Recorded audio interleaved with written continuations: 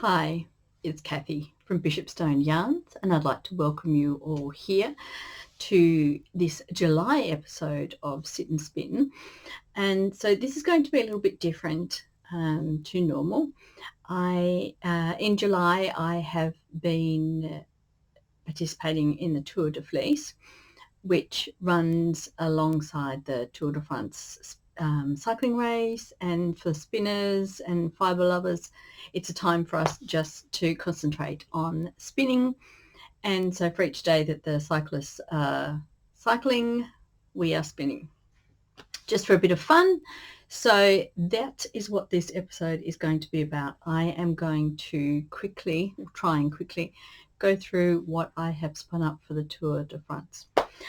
And I have it all here. I also have some dyeing, which I've got on the floor over there, which I will pause and look at later.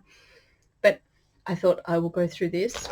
Now, for those who are on Facebook on the Tour de France, Tour de Fleece site, I have my little tiara here. So I feel I should probably sit this one up here to look after us while I go through what I've been spinning. So I'm going to apologize ahead of time. There is going to be a fair bit of crinkling going on because I have most of mine in little bags. So I will be taking the fibre out and putting it back in. So I apologize for those people who don't like the crinkling sound. So this, and I've got my little notes with each one of these. So the first thing I started spinning up was some brown that I had in my stash. So if I can, there's a bit of glue on there. If I can try and show you a bit closer up. So this is an Aran weight, kind of like it's the upper end of an Aran weight, kind of almost into a chunky. There is 250 grams here. And this is wool, I think it's merino, and there are 314 meters in here, and it is very nice and squishy. So this is where I started off with this one, and sorry, like I said, there will be lots of rustling going on. So that was my first skein. Then I did another brown skein from the same sort of merino wool. This one is more of a DK weight. It is 266 meters and 180 grams. So I guess if I can show you a little bit closer there. So this one was the end of the brown that I had. Slightly lighter weight than the first skein that I showed you.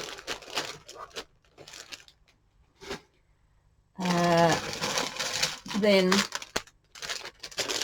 I just had the leftover brown bits here.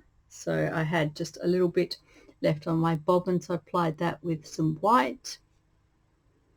Then I had some light brown and some dark brown that I had applied together.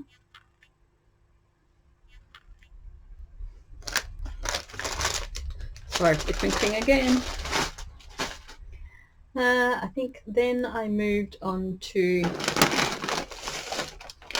I had some white and brown. So this is a chunky weight. And there is about 300 grams here and 280 meters of yarn. It is a monster skein. And I suppose if I can somehow take it up to the camera to show you, you can see some are white, some bits are got the brown flecks through them. And this is just such a lovely and it's quite a bouncy kind of yarn as well, but it is absolutely lovely. So nice and soft as well. But there's just so much of it. So you can kind of imagine there.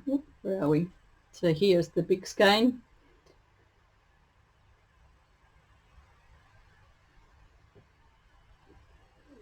And so then I had a little bit more of the brown and white left over. So this one is kind of a light Aran weight. It is 140 meters and 130 grams.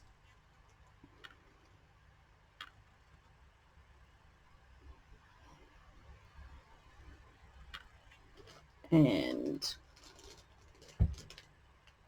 yep, so that was that. The next one, and then I had another skein of that as well. Find my little tag in here. So this is 136 meters on 130 grams.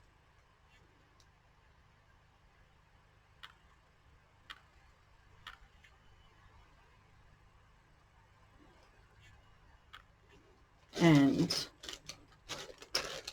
then hope I doesn't feel like I'm rushing through these, but I didn't want to turn into a big huge long video. So here we have 135 grams, and it is kind of an Aran weight, and 174 meters. This is just the leftover white that I had. Just absolutely gorgeous as well. So that's a white skein.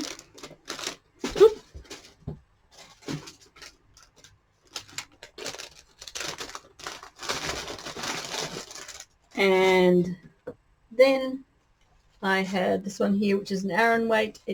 This is 265 grams, 348 meters.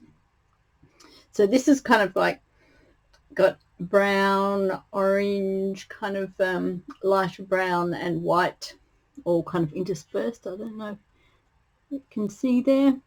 There we go. So there's all the different kind of colours in this lovely skein. And then so that I had finished all the white and brown, and then I got onto my some colour. So this is something I found from my deep stash. So this is wool merino, I think.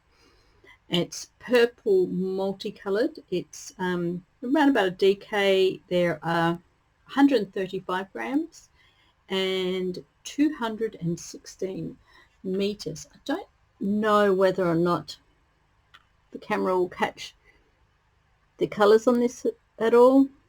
Ooh, it might do. So it's actually kind of showing up a bit blue, but it's actually the base kind of background colour is a really rich kind of purple kind of colour. If I can get in the light, probably not going to. But it's really, really nice, this one. It's got a lot of different colours, a lot of different hues in there. All very pretty. So that was all my spinning for the Tour de Fleece. Just pop these all on the ground. And then, of course, I also did a little bit of dyeing during during July as well. So I'll just pause and I'll show you those. Well, maybe if I can pause. Okay, I am back with, I did say a little bit of dyeing, but I may have under exaggerated that. There's quite a bit of dyeing that I got done. I'll just go through it really quickly and show you. So I found some old wool that I had spun a while ago, so I thought I would dye that up. And so what I have got here is some of the raspberry and plum that I've dyed up. And then I have some other raspberry and plum, and this was one that was a purple with a white, so then I just dyed it again to over dye the white to give it a bit more of a bluey kind of a shade, I guess. So that was all my lovely boots. I love these colors. These colors are just absolutely gorgeous. I think I should do a whole heap to make myself a jumper, but I do like this color very much. And of course I did some sock wool, so I'm looking forward. This will probably be my next pair of socks. I'll knit myself a pair of socks out of this. I just have to find myself a nice little pattern to make. So that was all the wool. And then I have here a whole basket of mohair. So I don't know, I might just take one at a time, put them on the table here and see how we go for room. So what did I use? I think this was moss. So I dyed this with moss, and whoop, I dropped that one, sorry. So, and then there's some boucle. It's not, I mean, the camera's not picking up the color particularly well. It is a little bit darker than that. So this is also moss. This one is lichen. So this was the original color. So they were just a pure white mohair. So this is some brushed mohair in raspberry. And then I did some blue, and then lighter blue. You can kind of see a little bit of difference between the light and the dark blue there. So these big skeins are 200 grams, and the boucle ones are 150 grams. So this one was shell. These are all landscape dyes that I'm using here. This is a little bit more of a yellower color than showing off on the, oh, that's probably showing it a bit better on the camera. And a bit of, this is much more of a mauvey kind of color than it's actually showing up there. And a green, it's not really showing you it's looking a little bit yellow there, but it's actually much more of a green color. And then a beautiful raspberry, and a second raspberry, but in the boucle kind of mohair. So all of these are destined to be sold. I don't think I need that much mohair in my stash. And so yes, I'll have to rewind these, reskein them up, and then put them up for sale. So my beautiful blues here, and a lovely red, and then my greens as well, and a little bit of white which has been left over, which I haven't dyed. So that is just about everything that I've been doing in July.